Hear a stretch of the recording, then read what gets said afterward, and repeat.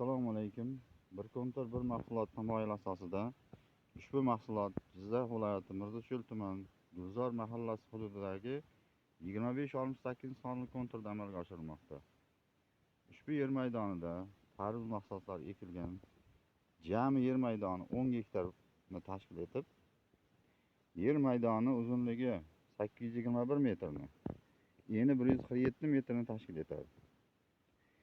Ekilgan tarvuz ekinlari dehqon xo'jaliklari tomonidan parvarishlanmoqda va yerga o'g'it, suv, chopiq ishlari olib borilmoqda.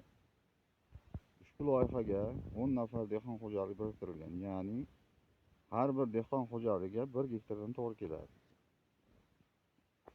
Loyihani samarali amalga oshirish maqsadida Gulzor yoshlik kooperativi biriktirilgan.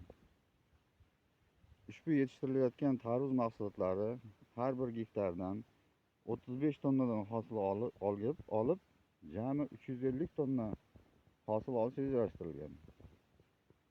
Hozirgi kunda ushbu ekinlar holati yaxshi. Dehqon xo'jaliklari tomonidan ekinlar o'z vaqtida mineral o'g'it, suv va boshqa agrotexnik ishlar olib kelinmoqda.